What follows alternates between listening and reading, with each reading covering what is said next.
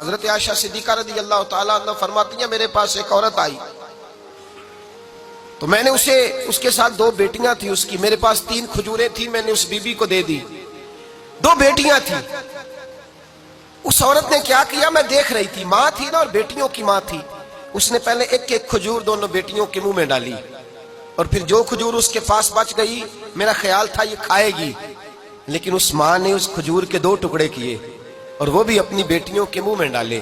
حضرت عائشہ صدیقہ فرماتی ہیں اس کا عمل اتنا حسین تھا، اس بی بی کے اس عمل کے اندر اتنا حسن تھا کہ میری آنکھوں میں بھی وہ بات رہ گئی، دل میں بھی رہ گئی، روح میں بھی سما گئی، اس کے حسن اور تاثیر کو میں بھلا نہ سکی۔ شام تک وہ کیفیات، وہ انداز، وہ اس عورت کا طرز، اس کا وہ انداز میری طبیعت کے اندر بار بار مجھے اس کی طرف متوجہ کرتا رہا۔ شام کو محبوب تشریف لائے، نبی کریم صلی اللہ علیہ وسلم شام کو جب تشریف لائے تو حبیب پاک علیہ السلام کو میں نے بتلایا، میں نے کہا حضور بی بی آئی تھی، اس کا چہرہ بتا رہا تھا کہ بھوکی ہے، لگ رہا تھا کئی دنوں سے کھانا نہیں کھایا، 3 کھجوریں تھی ہی میرے پاس 3، 2 بیٹیوں کو دے دی، وہ کھا سکتی تھی، لیکن یا رسول اللہ صلی اللہ علیہ وسلم اس نے کھائی نہیں، وہ بھی کھجور 2 ٹکڑے کر کے بیٹیوں میں بانٹ دی ہے۔ حضرت عائشہ کہتی ہے دیر تک حضور میری بات کو سنتے رہے، دیر تک میری طرف دیکھتے رہے، اس تصور کو، بیٹی کے پیار کے اس ذائقے دیر تک محبوب محسوس کرتے رہے، اور پھر فرمایا عائشہ جو دنیا میں بیٹیوں کی وجہ سے آزمایا جائے گا، جب قیامت کا دن آئے گا تو رب اس سے حساب نہیں لے گا، بے حساب ہی جنت میں داخل فرما دے گا۔ اللہ پھر اس سے حساب نہیں لے گا جو بیٹی کے سبب سے آزمایا جائے۔ یعنی حضور نے باپ کو کہا کہ بیٹی کو مصیبت نہ سمجھنا،